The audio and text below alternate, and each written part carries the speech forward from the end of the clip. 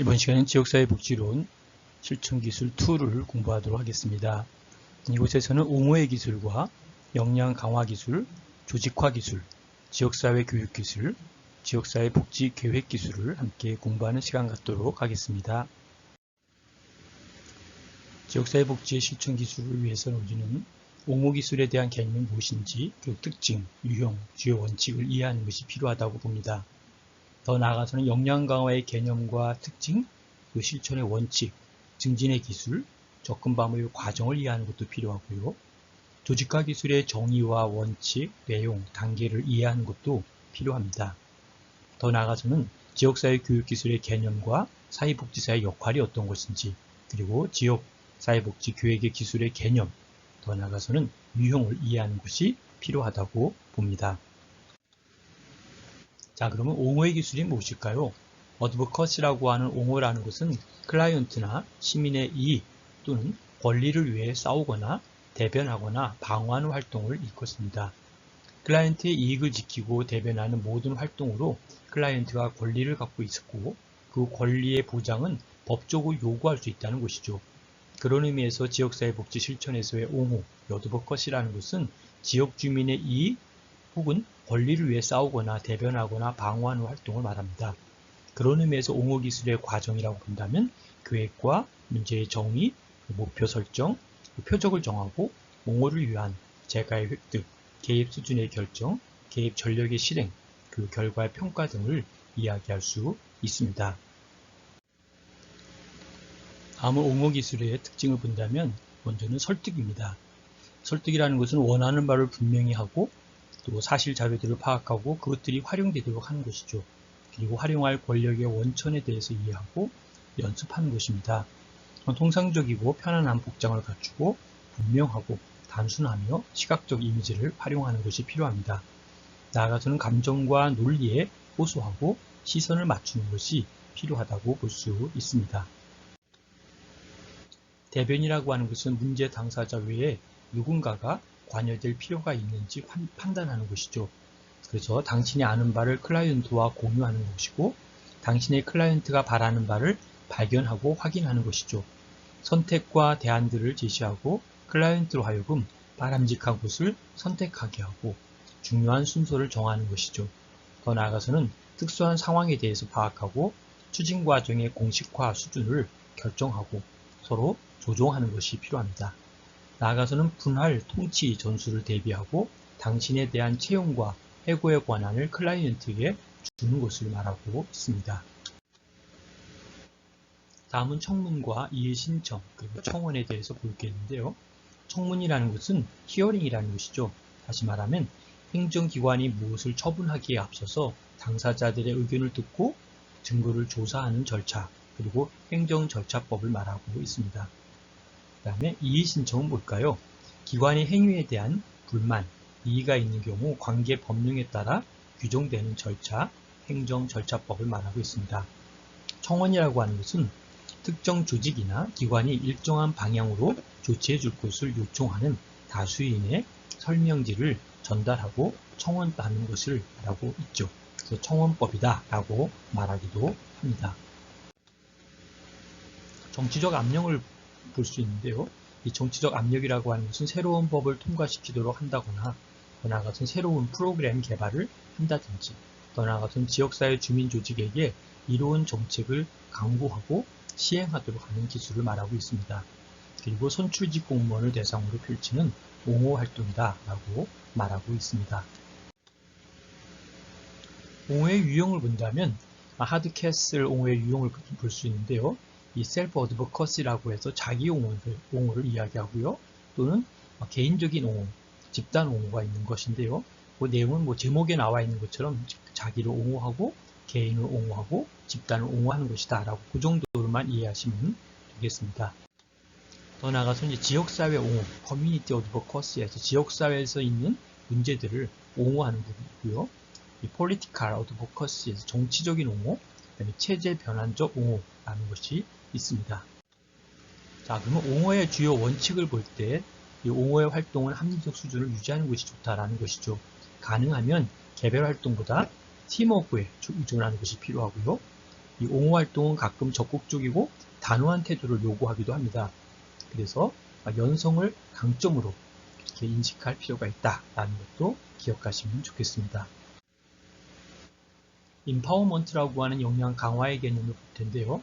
역량 강화 기술 중에 첫 번째, 역량 강화의 개념은 뭘까요? 역량 강화라고 하는 것은 영어로 많이 쓰여지고 있는데요. empowerment, 이 세, 이미 em과 power와 ment가 합해서 empowerment라고 보고 있는 것이죠.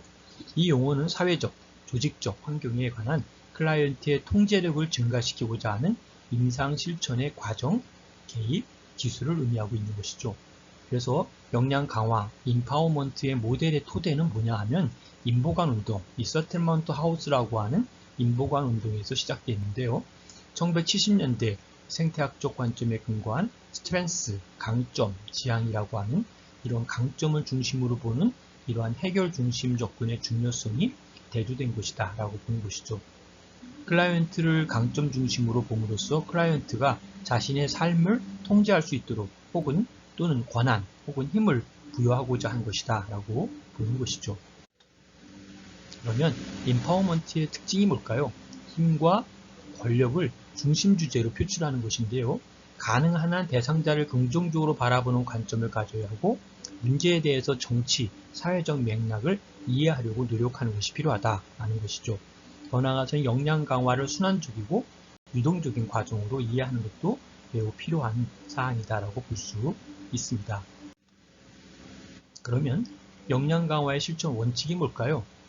사회복지사는 클라이언트 스스로가 문제 해결의 주체가 될 수 있도록 돕는 것이고 클라이언트의 참여와 사회복지사의 헌신의 원칙은 클라이언트 스스로가 자신을 임파워먼트 할 수 있고 능력을 배양할 수 있도록 돕는 것이다 라는 것이죠. 그런 의미에서 클라이언트의 자발적 욕구 표현의 원칙으로 클라이언트 스스로가 자신의 문제를 자신의 언어로 표현할 수 있도록 돕는 원칙을 뜻하는 것이고 소셜 워커, 사회복지사는 클라이언트를 둘러싸고 있는 외적인 환경에도 초점을 맞추고 노력해야 된다라고 보는 것이죠. 더 나아가서는 클라이언트가 그동안의 억압으로부터 탈피할 수 있도록 클라이언트가 스스로 자신의 주변 현실을 재구조화할 수 있도록 돕는 것이고 소셜 워커는 사회복지사는 클라이언트를 대상으로 일하면서 경험한 실천 지식을 활용할 수 있어야 하고 아울러서 클라이언트가 제시하는 지식도 활용할 수 있어야 한다라고 볼 수 있습니다. 그러면 역량 강화의 증진 기술은 첫 번째는 의식을 제고하고 자기 목소리를 내고 공공의 의제, 아젠다를 만들고 힘과 파워, 그 다음에 권력, 어소리티, 힘과 권력을 키우고 그 다음에 역량을 건설하고 더 나아가서는 사회적 자본의 창출을 만드는 것이 역량 강화의 증진 기술이다 라고 보는 것이죠. 역량 강화의 접근 방법의 과정으로 본다면 대화의 단계와 발견의 단계와 발전의 단계로 나누어 볼 수 있죠. 그러면 역량 강화의 과정을 보면 첫 번째가 대화의 과정이죠.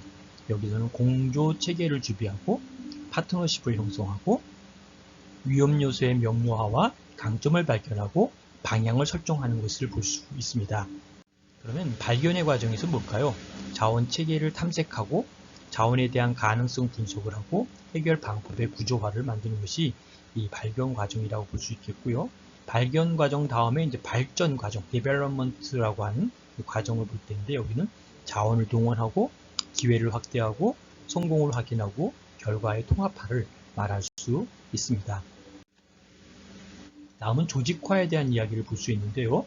조직화의 기술은 뭘까요? 특별히 기술의 정의를 볼 때 조직화의 기술은 클라이언트의 문제를 해결하기 위해 필요한 인력과 서비스를 모으고 조직의 목표를 성취하기 위해서 합당하게 운영해 나가는 과정이다 라고 볼 수 있는 것이죠. 더 나아가서는 지역사회가 당면한 문제를 해결하기 위하여 전체 시민을 대표하는 주민을 선정하여 이들을 중심으로 조직을 구성하는 것을 말하고 있다는 것이죠.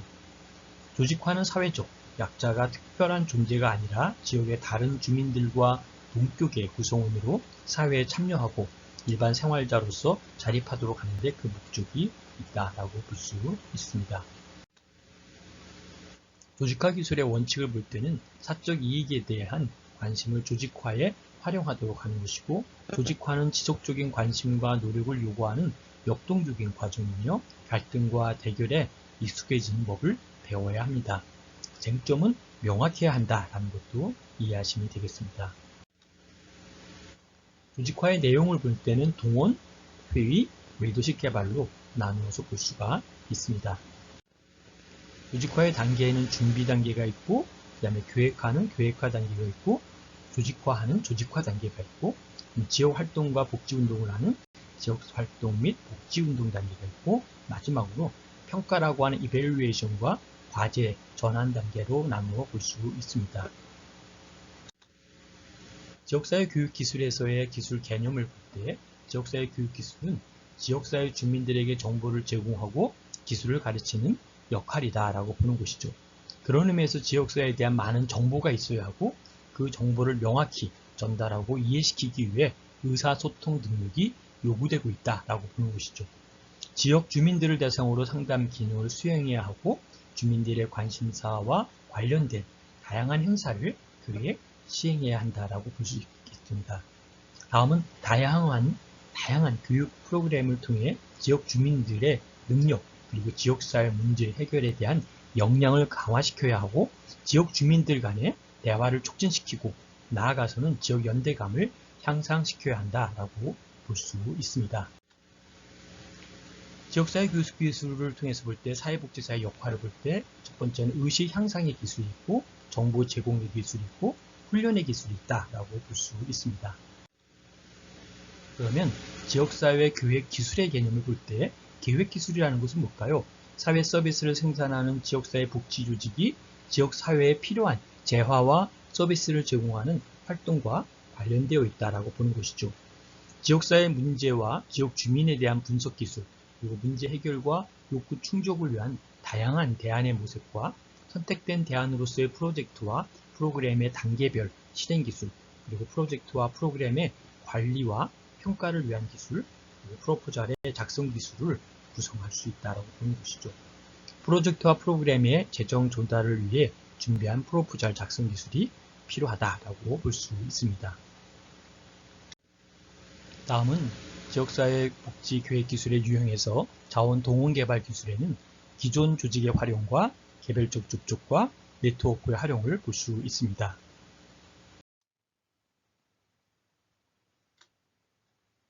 예, 지금까지 경청해 주셔서 감사드리고요. 여러분 질문이나 또 궁금한 사항 있으시면 카톡으로 연락 주시면 답변 드리도록 하겠습니다. 감사합니다.